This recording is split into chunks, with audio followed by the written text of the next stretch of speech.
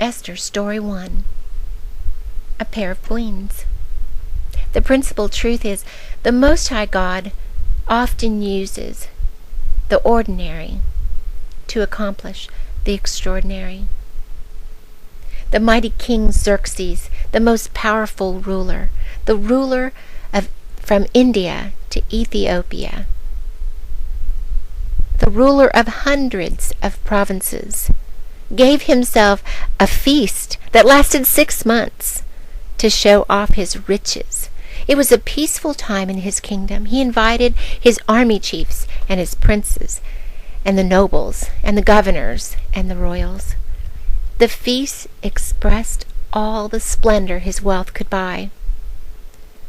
The palace and the gardens were beyond beautiful, hanging baskets of flowers and couches of silver and gold, and white cotton curtains held back with cords of fine linen and purple. There were marble pillars and mosaic pavements made of fine precious stones and mother of pearls. The scene was magnificent. The royal wine was served in gold goblets, freely poured as much as anyone wanted. Meanwhile, Queen Vashti was giving a banquet of her own for the ladies of the palace. It started out with great joy, but it would not end that way.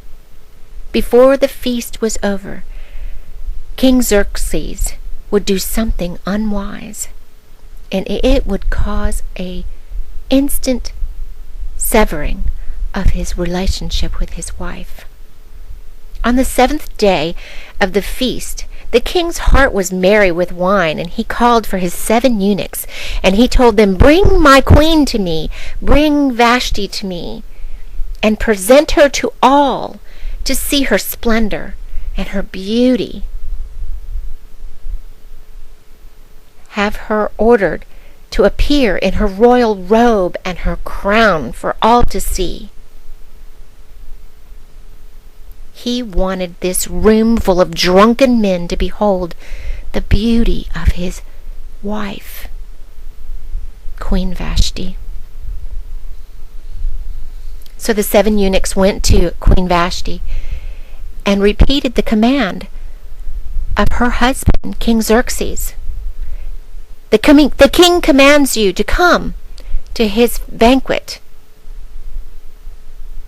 and show yourself in your robe and your crown before all. Queen Vashti refused. She said, "No, that is improper. I will not go." The eunuchs went back to King Xerxes and told him, "Queen Vashti will not come. She says it's improper. She will not come." King Xerxes was burning with anger. He was furious, and he called for his councilmen. He called for them to find out, what should I do? What should I do with this woman who has refused to come before me? The counselors, on their own bad, wicked advice, advised the king to ban Queen Vashti forever. Get rid of her now. If all the other women in the kingdom find out that she has refused you, then other wives will begin to refuse their own husbands. That cannot be. You must get rid of her. We'll find you a new wife. This wicked advice was just what the king wanted to hear. It fed into his pride and his ego. But this decision left him lonely. A new plan was suggested to the king by his servants. "Let your officers seek out a beautiful virgin, a new wife from your kingdom. Let them gather all the beautiful virgins from Susa and put them under the watchful eye of your servant Haggai. Let them be prepared and come before you, and you may choose the beautiful one who will replace Queen Vashti. Oh, the king loved this new idea. It was great. All the beautiful women would be gathered, and they would be given beauty treatments of oils and perfumes and lotions for 12 months, and be trained and taken care of by the king's servant Haggai. And then they would come before the king. All the women of Susa were very excited. They came to the city to be prepared to meet the king. In the city of Susa, there lived a man named Mordecai. He was Jewish.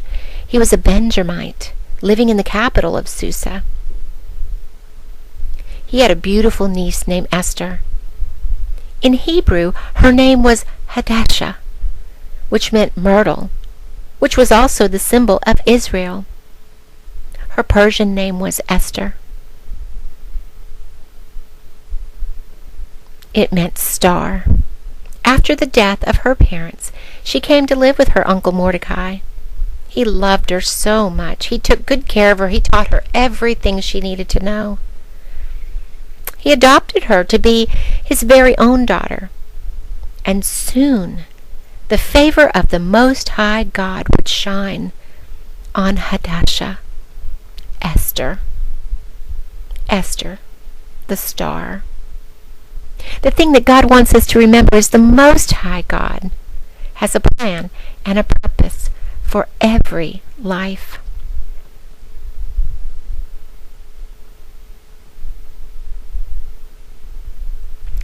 The time came for the young girls to be presented to the king. They all picked beautiful outfits and jewels and lotions and creams and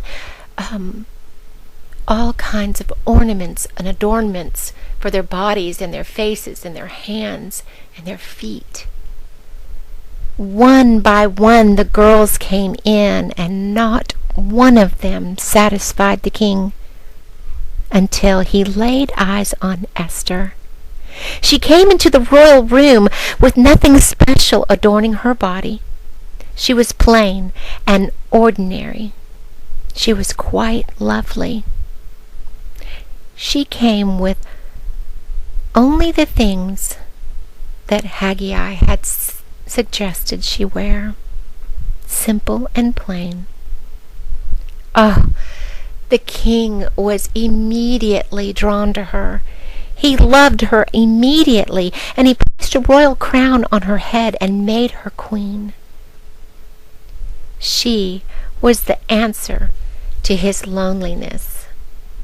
So filled with joy, he gave a great banquet to honor the new beautiful queen, Queen Esther.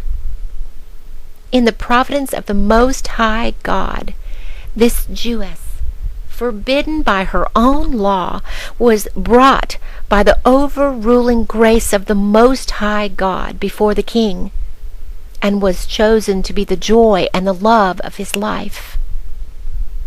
The king sent out word all over the kingdom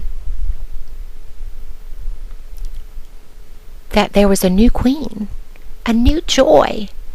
He was so excited that he gave generous gifts with royal liberality, and he lifted the heavy burden of taxation from the people. The king was very pleased with himself. I've made a great choice in my new wife. I have chosen a beautiful woman to be the most beautiful queen of all of Persia. I made a great choice. But the king was wrong about one thing. He had not selected his queen. The Most High God orchestrates every event in our lives through means unknown to us.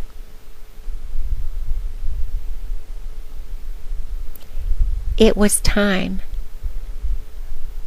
for Esther's purpose. the faithful servant of God would understand her rise to royalty and her purpose for such a time as this. The principal truth is the Most High God uses the ordinary, to accomplish the extraordinary.